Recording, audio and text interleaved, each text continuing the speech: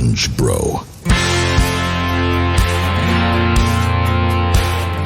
It's episode 35, and that's right, it's Garryana Grande Day.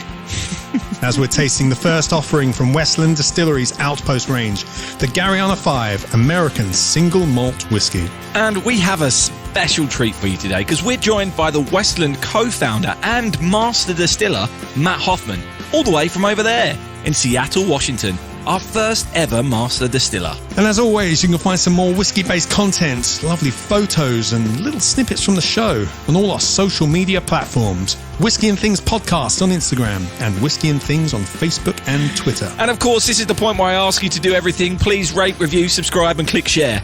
It means a lot to us and really helps us out. So thank you very much in advance.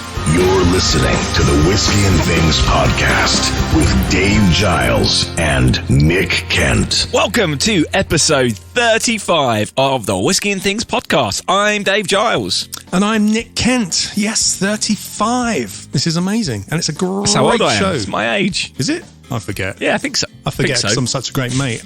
But, you know, how are you, Dave? I'm very well, thanks for asking. I really appreciate you asking. Well, what a lovely friend you are. I know, right? You know, well, never forget to ask how your mates are, you know, especially at a time like this. Exactly. Anyway, moving on. I agree. Completely agree. How are you doing, Nick? I'm fine. Moving on. Okay, we have a great show in store for you today. This is one of the favourite things we've ever recorded. I'm saying this in advance because we've already recorded it. Yeah. So earlier this week, Nick and I met up with Matt Hofmann, who's the Master Distiller and co-founder of Westland Distillery from Seattle in Washington. And it was one of the best hours I've ever spent with anyone online. I say it a lot, isn't it? I'm not looking at your search history, but there we go. Exactly, but it was just so much fun. He's so knowledgeable. You're going to really enjoy this. It's a great whiskey as well. Yeah. So this is a company we only found out about quite recently at the whiskey show. And I don't think I need to say any more than that because I think we cover it all within the interview. We do. So let's just dive straight in, shall we? Let's do it. Sting me. Whiskey bots, roll out.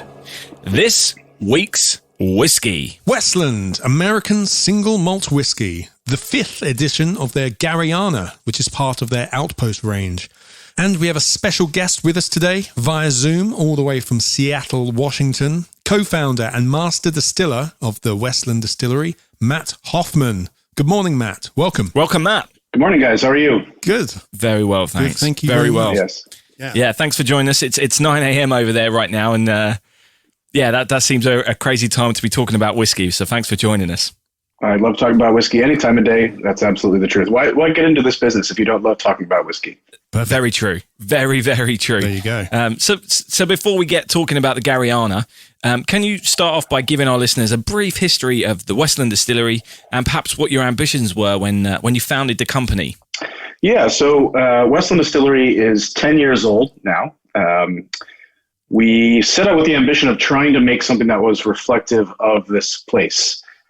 So where we are here, Seattle, Pacific Northwest, this is as far away from Kentucky in the U.S. as you can get, 2,000 miles away from Kentucky. So everything here is different. You know, people think about American whiskey and they think about bourbon primarily, of course, maybe rye to some degree, but certainly bourbon. You know, but up here, you know, we have totally different climates, agriculture, soils, everything else is very, very different. So our goal from the beginning was to make something that was reflective of this place. One, because we're from here, you know, I'm born and raised here, but also because I believe that is the most compelling types of whiskey are the ones that are reflective of place and not a copy of something else like a Scottish whiskey.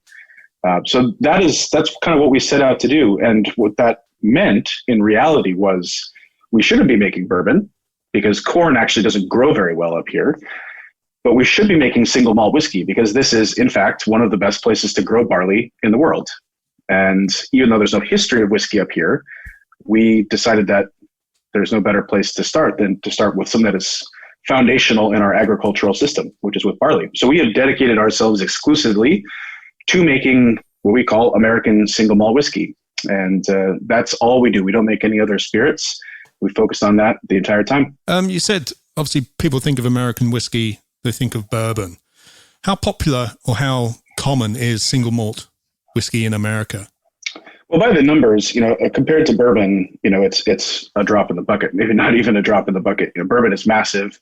It's been around for a long time. But the growth of American single malt within this country is incredible. When we started, we were one of the, we weren't definitely not the first. The first distillery making single malt in this country was all the way back in the 80s, actually.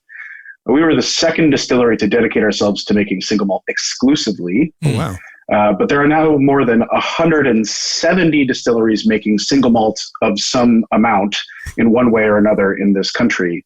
So the growth has just been really, really extraordinary. And the beauty of that is kind of the reflection of what American single malt can be. It's super diverse.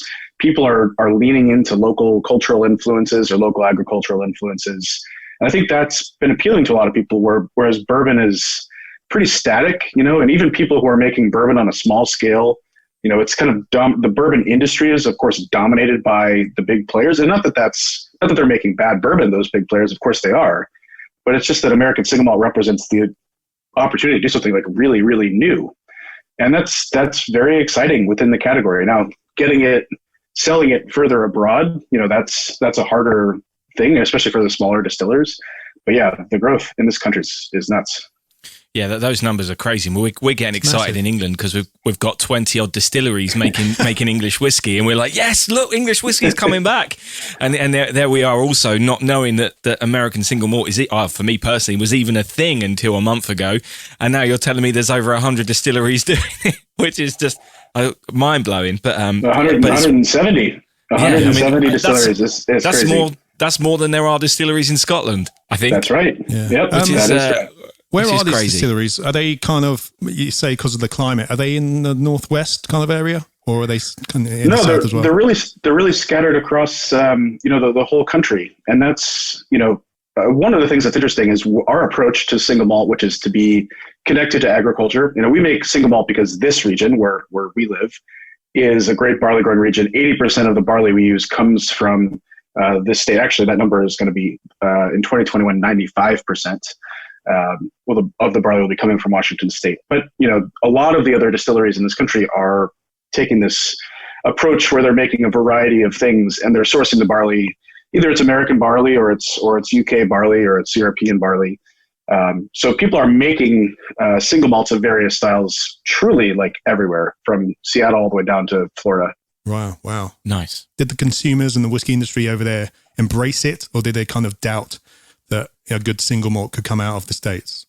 Or the world? Did the world doubt you as well? Funny enough, I think that the doubt has been more in the US than it has been in other parts of the world. And I think that's kind of interesting. The UK is a little bit different, but in the US, it's hard for people to really understand how dominant the bourbon industry here is. When people think whiskey, they think brown spirits, they're thinking bourbon. Bourbon is everything here. But I always tell people, like, whenever you go to another country, you go to the UK, go to France, and you go to a whiskey shop, like a really good whiskey shop, and you look around, all of that is single malts, right? I mean, like from all over the world, there might be a cute little bourbon shelf that's like 4 foot by 8 foot, and it's totally different from the way that you see it here in the States. Now that's not, true all the way across the board. Certainly in the bigger cities, there's a lot more appreciation for single malt, and it's really, really growing quickly. But there's the countries outside of the U.S. are familiar with two things. One, single malt really is king, I think, outside of the U.S. and most whiskey consuming countries. And two, most countries now are familiar with the concept of single malt whiskey being made outside of Scotland. We can thank the Japanese for that, of course, for kind of breaking that barrier. The UK, of course, there's a lot of hometown pride in their own whiskey, which of course I totally understand. But you go to other places around the world, and in many ways it's easier to talk about single malt whiskey to somebody in France, about this concept of terroir and something being rooted to place than it is to talk to Americans sometimes. Now that's changing really, really quickly. But certainly over the past 10 years, I think it's kind of funny how it started with more actually like export consumers for us. And then the US catching up. Okay. We got to know you or know of Westland at the Whiskey Show because Nick and I have been on this whiskey journey over the last year where in particular we've been fascinated by the amount the wood can affect a whiskey. And you were in a tasting set. There was 2 whiskeys within it in a tasting set called What's in the Wood? And we had the Garryana 4 and your American Oak. And we got to taste those 2 alongside 4 other whiskies, which also tried different things with wood. And the Garryana 4 was my favourite of the 6. And I even said it's probably the nicest whiskey I've ever had, ever. I could not believe it. And yet Nick weirdly went the other way and he absolutely adored the American Oak. I did. Not that he didn't like the Garryana, but... Yeah. Yeah, we'll take it. Yeah, that's fine. it was those Black Forest Gatto vibes for me. Oh, I just fell in love with it. It's gorgeous. But yeah, the Garryana was lovely as well, but it was something about that American Oak. But yeah, so obviously you spoke earlier about how you were trying to make sure that the whiskey you were creating was reflective of the area you're in. But particularly with the Garryana, that's your statement of here's a proper local wood, which is definitely going to bring the flavour of this area to the whiskey.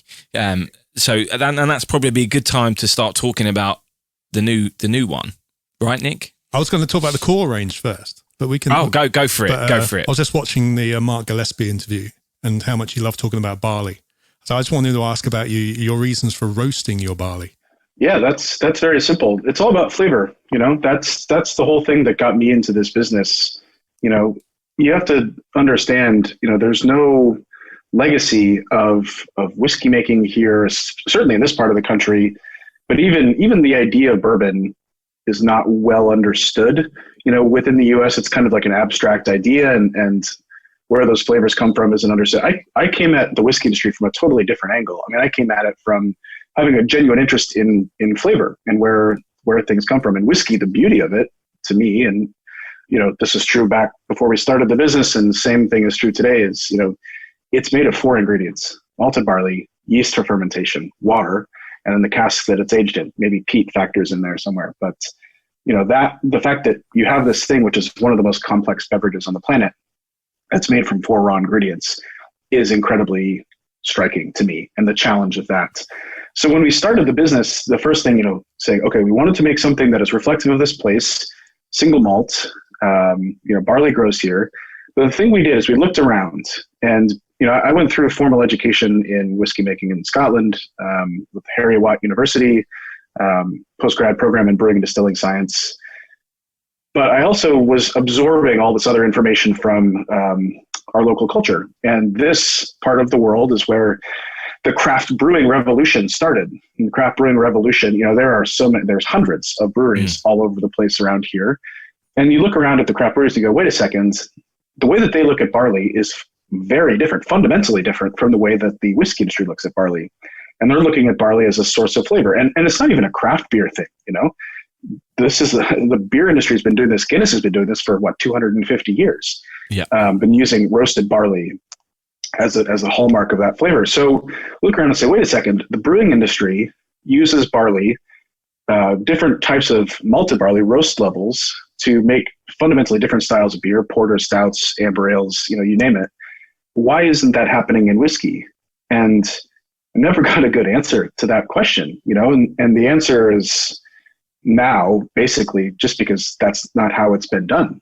And there's a couple of notable exceptions to that. The Glenmorangie Signet, which is a really lovely whiskey, but in the Scottish whiskey industry, it's not done. So we said, okay, why don't we just start with that? Why are we not looking at, it's made from malted barley, 100% malted barley. That's all you can use. Yeah. So why would we not look for flavor from that malted barley? So we started there, literally cask number 1. This has become a foundation for our house style, and that American oak expression, you guys tasted. That flavor profile is coming from 5 different types of malted barley with 4 different roasted malts in there, which are roasted to various degrees, which brings out different flavors from the malts. Basically, if you were to take those 5 malts, mash them together, which is what we do, mash them together. But if you were to turn that into a beer, you'd make a porter. Right. Whereas if you have the type of malt that is going into Scottish whiskey, if it's not peated malt, you'd make a Pilsner, you know? Yeah. So that's the big difference. And that's where we started. And that's the foundation for Westland right there, and always will be. Even in a wood-focused whiskey like Garryana, is we want people to be able to taste the barley, at least to some degree. You know, that's just a philosophical approach that even in a whiskey focused on wood shouldn't be the only thing you taste. So it all starts with the core range with American oak that way. Wow. That explains so much to me as well, that of why I like it, because I'm a massive stout porter and Guinness fan. So it makes a hell of a lot of sense from the reason why I've enjoyed the stuff I've tried from you, and it's got that creamy edge to it, which you find in porters and stouts. For me, anyway, that. As soon as you said that, I was like, that makes so much sense. Yeah. I don't know if is what would generate that kind of flavour, but that's certainly where my mind went with it. So, well, you have the combination. I mean, this is where when you begin to stack these things on top of each other, you think about layering flavor and balance. You know, the first thing was the roasted malts. The second thing was the yeast strain. And we use a Belgian Saison yeast strain. Every distillery in Scotland that I'm aware of uses the M strain, which is a strain, you know, it's very efficient, and there's nothing wrong with it inherently. It's just that everybody uses this one thing. And again, you look at the brewing industry, and there's hundreds of different yeast strains out there. And so we went with basically the polar opposite of the M strain, went with as close to a wild yeast as we could get in a Saison strain, a farmhouse ale yeast strain. And that begins to layer on these flavors of orange peel and cherry. And then it comes back to the oak and the role that the oak plays for us, especially with American oak, the bottling American oak, but utilizing new American oak, which is definitely not commonly done in the Scottish whiskey industry. And then you have these things coming together, you know, and that's the magic of it. You know, the malt will provide you some hazelnut notes, but you take the malt notes, that gives you hazelnut, you take the caramel you get from the new American oak, put those together, and you've got Nutella. Yeah. You know, and that's where you get richness and these things that come together. And all of this stuff was really just a concept before we started. You know, that was the big risk, is like, there's no precedent for this. But we dove into it, and luckily that turned out to be true. Yeah, nice. Fantastic. Yeah, can you Love just that. expand on that with your 3 bottlings in your core range, please? Obviously, the American oak and the sherry wood, and your peated as well. What's the thinking behind those? Yeah, the core idea is that American oak is like the trunk of the tree. American oak is the foundation of these 3, and these 3 are all related to American oak. You know, the American oak is named for the fact that it's 95% virgin American oak, which is, of course, very common in the whiskey industry here in the States, required, of course, for bourbon. So that foundation of roasted malt, Belgian yeast, new American oak, basically I always think about it like a triangle. You know, each dimension of the whiskey is getting a little bit bigger on that triangle, but it's all still remaining in balance, just a bigger triangle. Sherry wood and peated is the extensions of American oak, the branches off the tree, but still starting with this foundation of roasted malt, Belgian yeast, and new American oak. Even in sherry wood, we're using some new American oak. But we're just going back to these more traditional styles of whiskey. American oak is the most innovative of the 3. Sherrywood and peated are blending innovation and tradition. So sherry casks, you know, we're using Oloroso and PX sherry wine casks that are coming from Spain. These are old, traditional 60, 80-year-old sherry wine casks.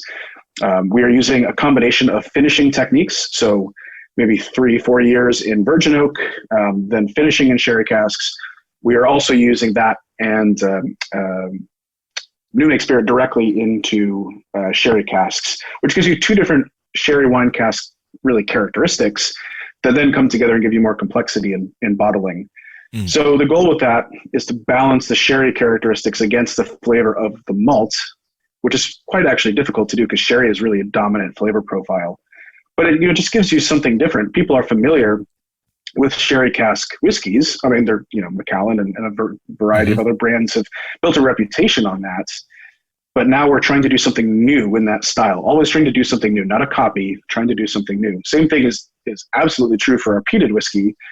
I love peated whiskey. I love the fact that all whiskey can trace its lineage back to peated whiskey made, somewhere in the British Isles, 500 years ago.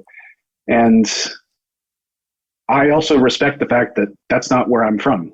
Right. I'm from here in Seattle, the Pacific Northwest, and I don't want to make a copy of Scottish whiskey. I respect it. And in fact, because I respect it, that's why I'm not trying to copy it. I want to do something that's different here. So we take heavily peated malt, 55 part per million phenolic content, mash, distill, mature that. But then we're also still taking that foundational recipe that's in American oak, 5 malt, Belgian yeast, new oak, mash, distill, mature that, and then blend those together afterwards to have this really, very new type of peated whiskey. It's about 70% virgin oak in the end of the blend, and virgin oak and peat go really, really well together, which we'll see when we're talking about Garryana here. But our peated whiskey is very much unlike, an Islay style, if there is such a thing, peated whiskey, and that's the whole point. So that's, the idea with the core range is spanning the spectrum from innovative to traditional, but always done with this core of the Westland house style that's focused on the malt and the yeast and trying to, be an American single malt. Definitely very different from the other single malts we've tried, Scotches for sure. For sure. The American oak from your core range was delicious. I fell in love with it. It immediately hit me. I can still remember it in my brain, from that tasting session. It was fantastic. Oh, thank you very much. Well, and it's funny because a lot of people are tasting American oak and they're like, oh, this chocolate or hazelnut, what am I tasting? And I'm, a lot of times it's actually my distinct pleasure to be able to say, you're tasting malt. This is you're tasting the flavor from malted barley. And for a lot of people that they don't know what to expect from malted barley flavor. They know it in beer, of course, but in whiskey, it's just not a thing. So it's being able to add something new to this industry. I mean, I love the single malt. I love the whiskey industry, and I love the history that it represents. To be able to add something new to that is quite an honor, actually. Yeah, of course. I just had a tiny bit of had a tiny bit left from the tasting pack. And although, yes, Nick said about the Black Forest Gatto, that finish is a stout. It is a porter and a stout. So many beers I've had. I'm like, yes, that's exactly what it is. And you're right. It's just that barley flavour, which is wonderful. Absolutely wonderful. You're listening to the Whisky and Things podcast. Should we move on to the Garryana, the 5th edition? Well, tell us the philosophy behind this bottling and how it differs from the Garryana 4. Yeah, let's start with, I'm going to go back to philosophy here for a second. The thing to understand about Westland, we say want to make something that is reflective of this place. That's a two-part equation when I think about it. It's the things that grow here, our agriculture and the oak, which we're going to talk about in a second, but it's also us and our culture. This, Seattle was founded in 1853. This is one of the newest cities in the world, really, if you think about it, especially a big major city. Everything here is new. There is no history and tradition of anything here because this area is just, everything is so fresh. And when you think about, the west coast of the United States is a very innovative place. And there's something about, the fact that people kind of came to the U.S. and then started to move further and further west. And, in doing so, they were trying to find something new, build something new. Maybe it's a new community, a new civilization, maybe it's a new industry, and that feeling, that spirit, I guess, kind of lives along here. This is a very entrepreneurial part of the world, very innovative part of the world. And that's been reflective in our whiskey from day one, although kind of in retrospect, we didn't really realize that we were doing that. It just was natural. They're used to saying, why can't we do these new things as a natural extension of our culture? So Garryana is kind of taking that same spirit, that same ethos, and just, it doesn't stop, of course. That's the whole idea, of an innovative culture, is that it just doesn't, don't call it quits when it's convenient. We started looking at, way back in 2011, we started looking at, do we have oak? The American white oak, which we're using and is ubiquitous in the whiskey industry, the Quercus alba, does that grow here? And the answer is no, actually it doesn't. It grows all the way on the other side of the country. But we do have our own species of oak that grows here, and that's called Quercus garryana. Now, if you're not familiar with the geography of the Pacific Northwest, which I'm assuming you're not, which is okay. No, I've been up there. I've been up there a few times. I love it. All right. Yeah. It's a lovely place. And so, but for those of you who are listening who are not, the general idea is we're up on the coast of the Pacific Ocean, but this area is defined by mountain ranges. Basically on the Pacific coast, you've got big mountain ranges running from Western British Columbia in Canada, down through here we are in Washington State and into Oregon and into California to some degree. Then you also have a big range of mountains that kind of cuts the Pacific Northwest in half. It's called the Cascades. That basically is the spine of this region. And between those two mountain ranges, you have this area that's about 50 miles wide that stretches from Vancouver, BC, down through where we are here in Seattle, Portland, Oregon, and kind of the terminus is San Francisco, basically. And this range is where a lot of people live in the Pacific Northwest, but this is also where this Garry oak grows. It's the only place that it grows. This little 50-mile wide strip of land. It's super, defined by its geography and by these mountain ranges. It doesn't grow east of the Cascades, doesn't grow west of the Olympics. So this oak species is only native to this area. It's the only native oak species we have here.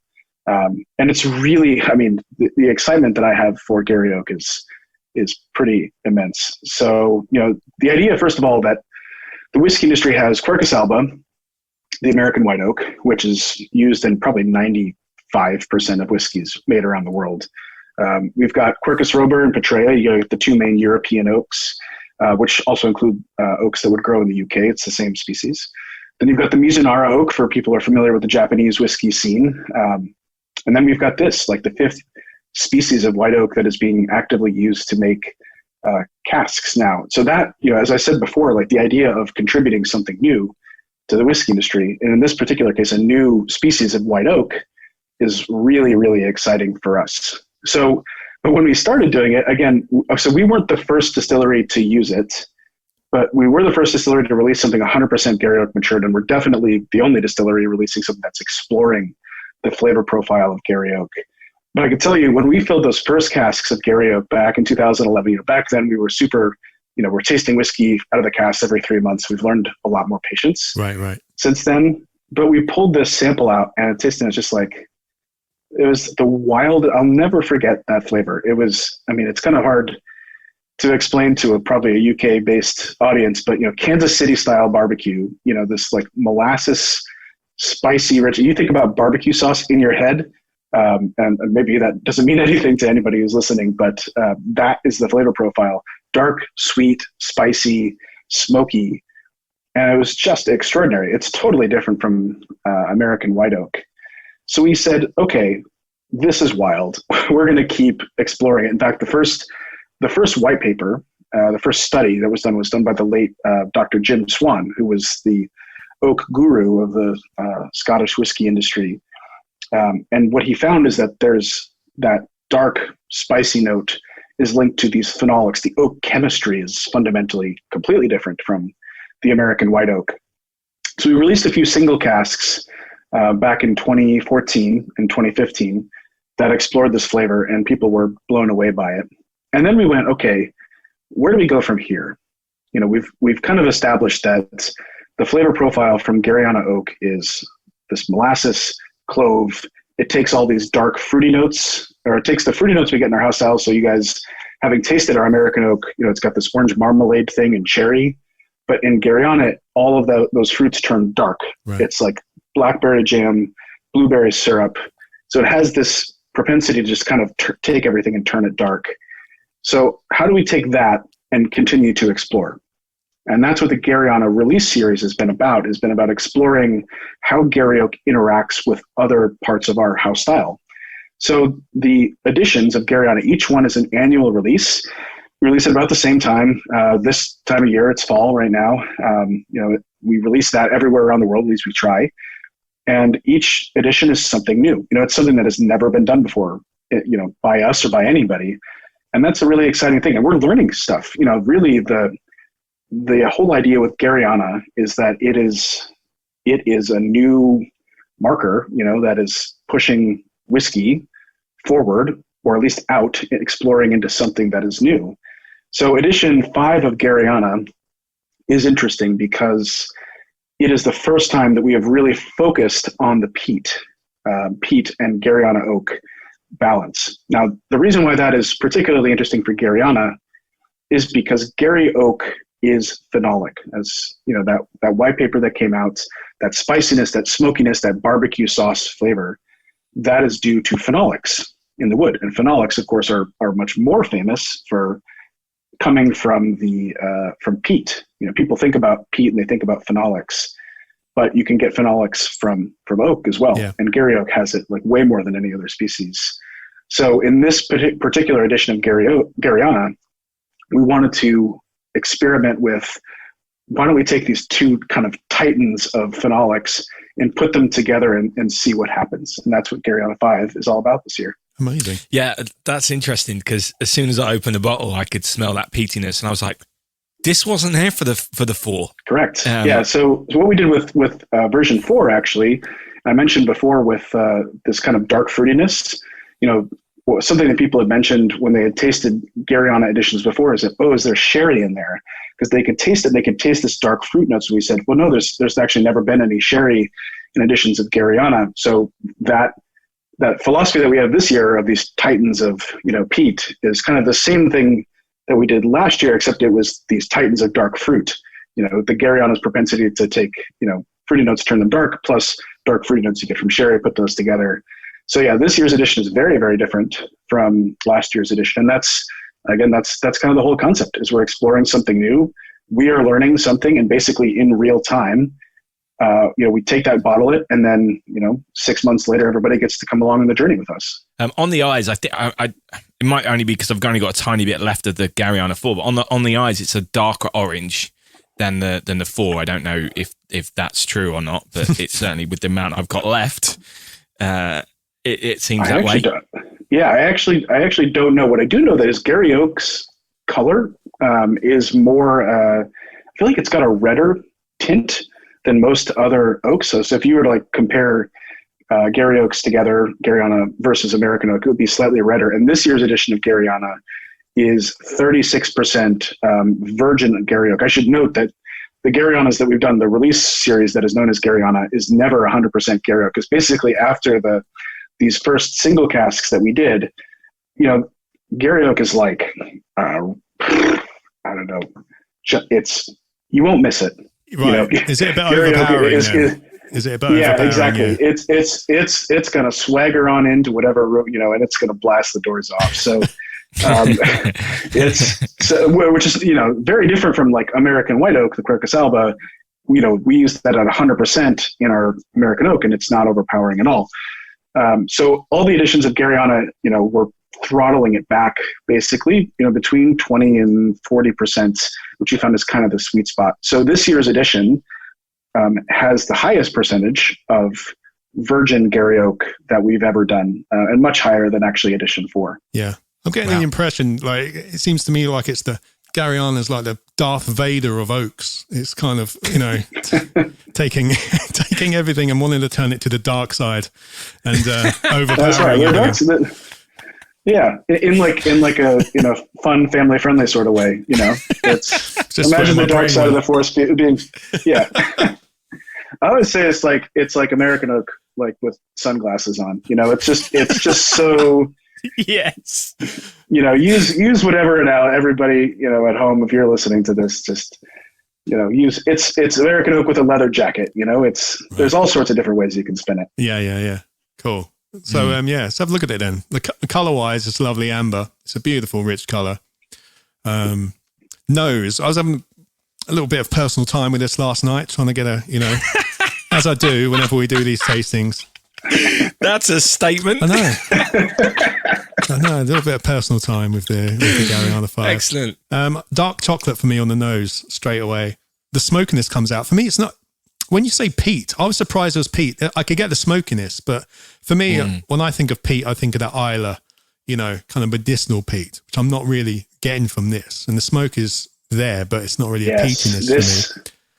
The thing that you're picking up there is, to me, the most exciting part about this edition, because that smokiness, people think about smokiness in whiskey, and you think about it through the lens, I guess, of peat. That's the way that all of us have really experienced smokiness in whiskey. You don't really get it from any other source. So when you taste Garry oak, that flavor profile, you're tasting, it's kind of like we were talking earlier about the fact that people are tasting malt and going, I'm tasting chocolate, or I'm tasting these things I had tasted in porters, and I'm not used to this in whiskey. And that's that's the exciting part about what Gary Oak is able to contribute here is another type of smokiness, another type of spiciness.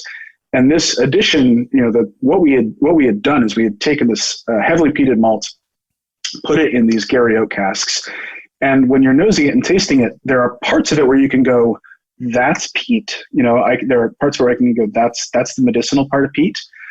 But there's also parts of it where I go, this is Gary Oak, and that's the more kind of mesquite barbecue flavor. Yeah. But then there's this whole range of smoky, spicy, dark fruity notes that are in the middle that it's very hard to tell where those things are coming from. Is it peat? Is it Gary Oak? And it's also not something that you can say there's really any precedent for from other whiskeys. Absolutely. Nick, this is going to be confusing, but I can taste, I can smell bourbon biscuits. Bourbon biscuits. I'm getting confused. Yeah. Bourbon biscuits, not bourbon biscuits. So it's obviously not. They're chocolatey. So yeah, I guess. That chocolatey, creamy thing. But then again, sitting on top of it is that the fruitiness. There's so many layers to this in terms of just on the nose. There's so many layers. It's like audio. I relate everything to audio because I'm a musician. But you've got the bass and the low end and the top end. With this, you've definitely got that as well. You've got the low end, dark, chocolatey vibes, and then on the top, you have the sweetness and the fruits and the spiciness just sitting on the top. And I'm glad that you mentioned that, because again, that's the intention behind the Gary Oak not being at full throttle, right? The fact that it's only 36% of the blend. The remainder of the blend is pale malt, so just kind of standard non-roasted malt in bourbon casks, which is what you'd see in most of the Scottish whiskey industry. And it's a great way for us to add back in blending the dimension of fruitiness, that would be kind of wiped out or certainly turned super dark by the Gary Oak flavor profile. It allows for there to be a bit of freshness, a bit of lightness, and it actually, in my opinion, helps to make the Gary Oak flavor notes to be a little bit more, I guess, identifiable and complex. Less overpowering. I mean, Gary Oak, it's plenty powerful, but less overpowering than it could be. But as I said before, our big thing is balance. Even in whiskeys that are focused on oak, like this one is, we still want you to be able to have that Belgian Saison yeast influence, and that's kind of where that is where that fruitiness is coming from. Oh, I'm gonna have a taste. Yeah, for sure. I'm gonna have a taste. I don't know about you, Nick. I'm getting like pate on toast vibe with a little bit of like. Sometimes get that fruity when you go to nicer restaurants. They put a little bit of like fruit thing next to it. Yeah, I know. And it's that pate on toast, and you dip it into the fruit. Is it called a compote? Fruit compote. It's usually apricot compote. Might be apricot with that. Yeah. But yeah, it's that pate toast and that's the kind of profile again on the nose is that you get that combination of the drier, darker sense with the fruitiness on top. Anyway, so we get our lips around this, Nick. Yeah. Also, with my special time with it last night, the first thing that hit me with my first sip. It's gone from personal time to special time. This is even better. I'm saying, just when I had a sip of it, it turned into a special time. Well, first thing that hit me was just how smooth and creamy it was. It was absolutely wonderful. So, Dave, have a sip. I'm going to experience that. And you're right. That's that smoothness and creaminess with that bit of smoke that comes through as well. That's not overpowering. It's just there. Sometimes you have something that's smoky and it tastes like ash, and it's too much. Remember when we had that Irish peated whiskey, Nick? Connemara. The Connemara, and it was just too much. Yeah. It was too ashy. It was almost like you put a whole bit of burnt wood in your mouth. But this is for me, a nice level. Yeah. That finish goes on forever. It's lovely. I'm getting orange zest, orange peel, but with spice as well. Something I also got earlier. It took me a while to get it. With it in my mouth, exhaling through my nose is where I got like the barbecue notes, like brisket and, that kind of thing. It's beautiful. Absolutely beautiful. Yeah, for sure. Well, yeah, this is great. I'm loving this. Yeah. This is amazing. It's so different from the 4 as well, which is great that you're doing something different every year. Yeah, absolutely. I mean, that's, besides the fact that it's just not super fun to make the same thing over again. It's important for part of our portfolio of products to do that. I think there's great importance and weight in actually having something that is consistent that you can always buy.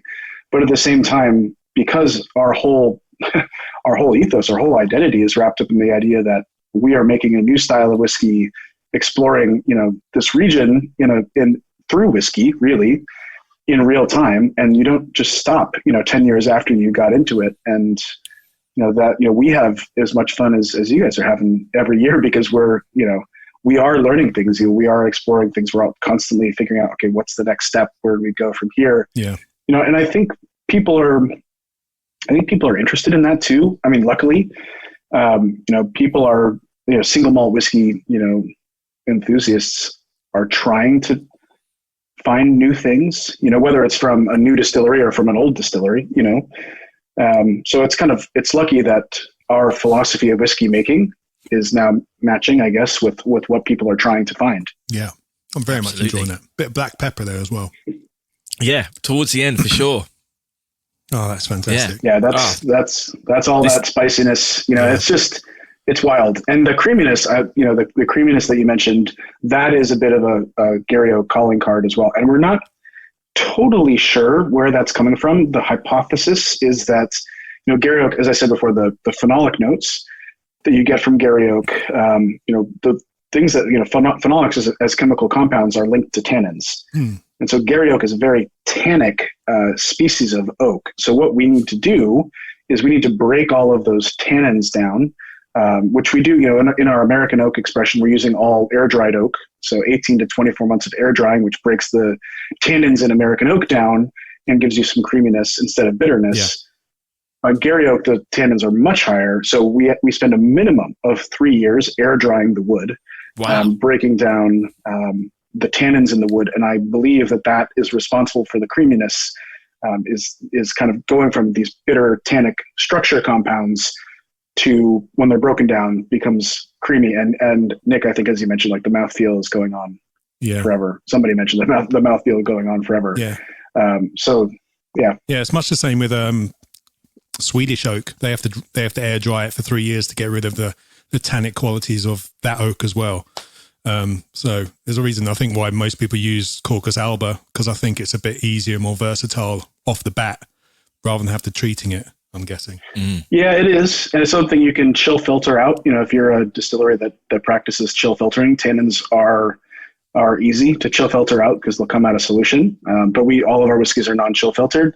So, you will taste if you've got tannic oak, or you will taste, a little bit of tannin is okay, I think, a little bit.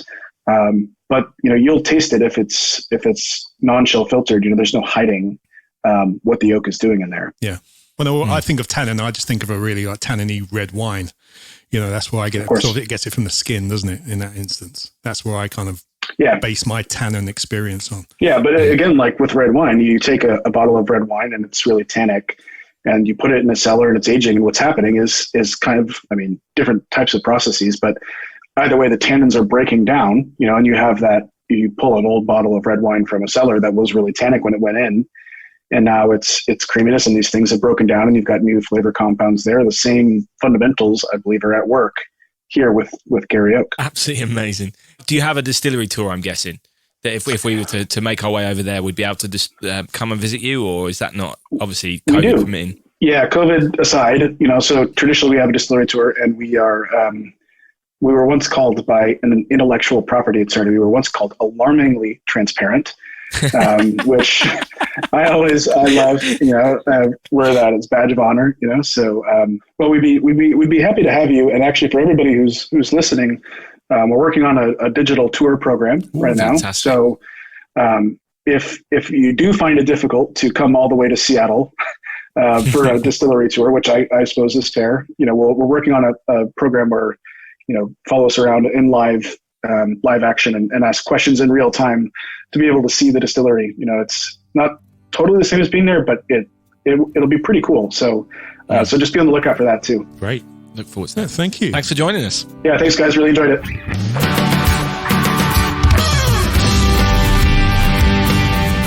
So, Whiskey God, have you ever been to Seattle?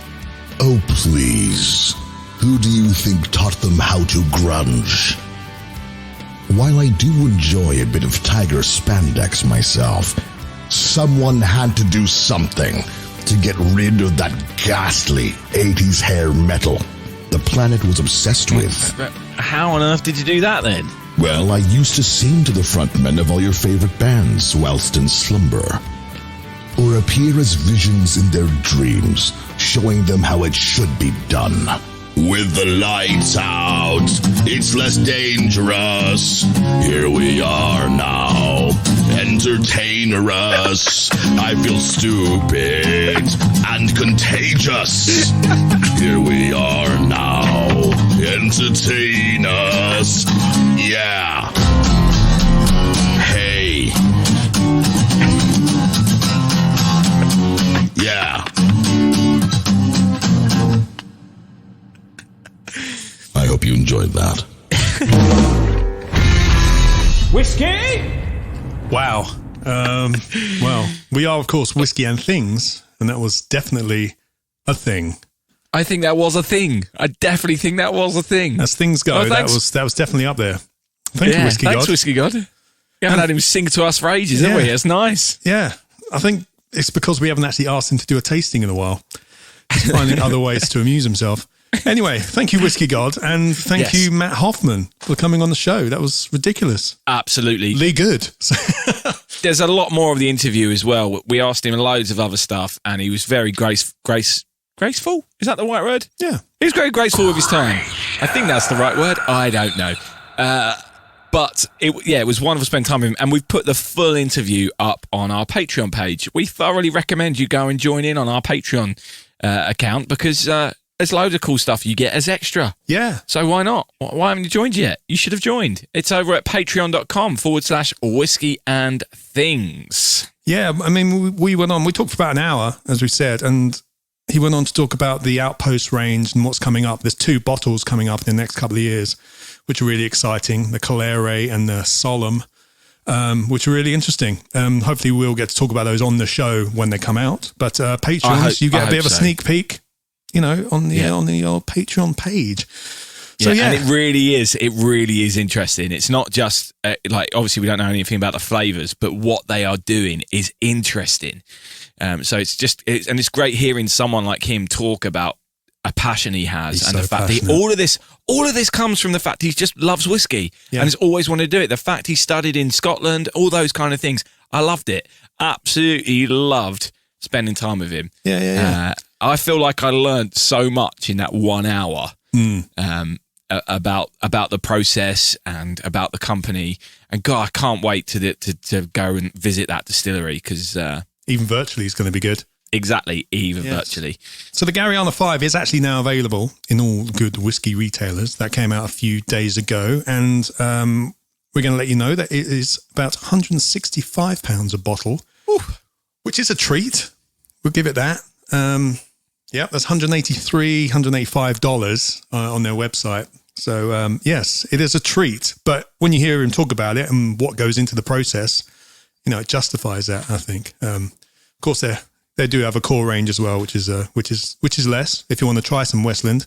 It is, the core range is the American oak we were talking about is about £55 a bottle, I think, Nick. I think 65-ish. Yeah. Again, a lot less. Yeah. A lot more reasonable if you're just wanting to try out their stuff, which we would definitely recommend. 100%. That American oak is an amazing whiskey. It's an amazing whiskey. And to me, the Garryana is worth that money. I mean, I don't have that money to spend, but it's worth it. If I did, I would be buying a bottle of this every week.